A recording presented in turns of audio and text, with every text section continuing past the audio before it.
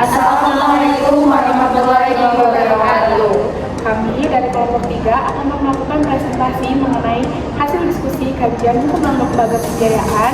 Sebelumnya izin memperkenalkan diri, nama saya Regita Suryatmaswari dengan NPM 211202155. Izin memperkenalkan diri, nama saya Regita Maharani dengan NPM 211201144. Izin memperkenalkan diri, nama saya Tiana dengan NPM 2112011119.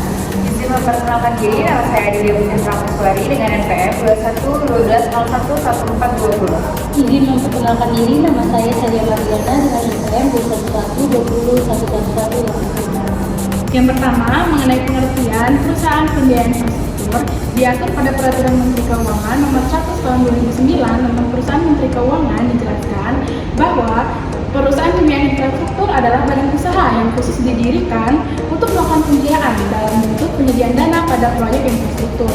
Kemudian mengenai bentuk hukumnya, yaitu adalah perseroan terbatas atau koperasi. Yang kedua, saya akan menjelaskan mengenai kegiatan usaha dan infrastruktur yang dibiayai oleh perusahaan infrastruktur. Berdasarkan Peraturan Menteri Keuangan Nomor 100/PMK/010/2009 tentang perusahaan infrastruktur, Pasal 2, kegiatan usaha perusahaan pembiayaan infrastruktur terdiri dari 3. Yang pertama, pembiayaan pinjaman langsung, refinancing atas infrastruktur yang telah dibiayai oleh pihak lain, dan pemberian pinjaman subordinasi yang berkaitan dengan pembiayaan infrastruktur. Dan infrastruktur yang dibiayai oleh perusahaan infrastruktur yaitu infrastruktur transportasi, jalan, pengairan, air minum, air limbah, telekomunikasi, minyak, dan gas bumi. Selanjutnya saya akan membacakan tentang tata cara pendirian perusahaan pembiayaan, di mana diatur dalam Peraturan Menteri Keuangan Nomor 100 Tahun 2009 tentang perusahaan pembiayaan infrastruktur. Pasal 6 menjelaskan bahwa perusahaan pembiayaan infrastruktur didirikan dalam bentuk badan hukum perseroan terbatas atau koperasi.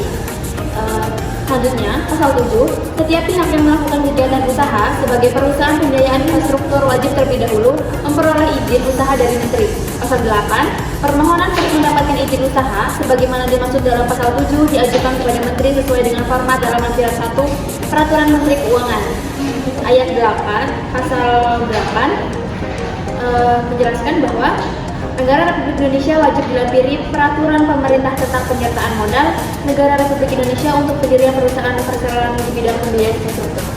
Selanjutnya dalam pasal 9 mengenai tata cara pendirian perusahaan pembiayaan infrastruktur, yaitu pasal 9 persetujuan atau penolakan atas permohonan izin usaha bagi perusahaan pembiayaan infrastruktur diberikan paling lama selama 30 hari kerja sejak permohonan diterima secara lengkap sebagaimana diatur dalam pasal 8. Pasal 10 yaitu perusahaan pembiayaan infrastruktur yang telah mendapatkan izin usaha, Menteri wajib menyampaikan laporan pelaksanaan kegiatan usaha kepada Menteri yang paling lama 10 tahun sejak tanggal dimulainya kegiatan. Yang selanjutnya yaitu permodalan. Pasal 11 yaitu modal disetor dalam rangka pendirian perusahaan pembiayaan infrastruktur ditetapkan paling sedikit sebesar 100 miliar rupiah. Pasal 12 yaitu perusahaan pembiayaan infrastruktur wajib memiliki modal paling sedikit sebesar 50% dari modal disetor. Dan dalam hal ini, modal sendiri perusahaan pembiayaan infrastruktur kurang dari ketentuan sebagaimana diatur pada ayat 1, pemegang saham wajib menutup kekurangan tersebut. Selanjutnya saya akan menjawab soal nomor 4, yaitu pinjaman dan pendanaan dalam pembiayaan infrastruktur. Pinjaman dan pendanaan merupakan instrumen penting dalam pembiayaan infrastruktur. Pinjaman dalam pembiayaan infrastruktur terdapat dua, yaitu pinjaman langsung. Pinjaman langsung dalam skema ini yaitu pemberian dana memberikan pinjaman secara langsung kepada penyelenggara proyek infrastruktur untuk mendanai proyek tersebut. Dan selanjutnya ada pinjaman subordinasi. Pinjaman ini merupakan pinjaman yang diterima perusahaan pembiayaan infrastruktur dengan persyaratan sebagai berikut. A. Paling singkat berjangka waktu 5 tahun. B. Dalam hal terjadi likuidasi, hak tagih berlaku paling akhir dari segala pinjaman yang ada. C. Dituangkan dalam perjanjian tertulis antara perusahaan pembiayaan infrastruktur dengan pemberi jaminan. Pinjaman subordinasi yang dapat diperhitungkan dalam perhitungan jumlah pinjaman paling banyak sebesar 50% dari modal disetor.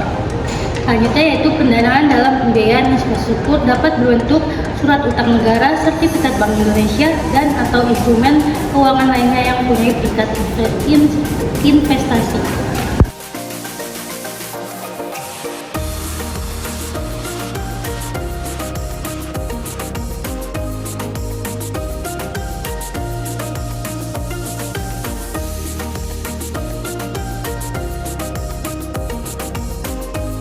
Cukup sekian hasil diskusi kelompok kami, kurang lebihnya kami mohon maaf. Wassalamualaikum warahmatullahi wabarakatuh.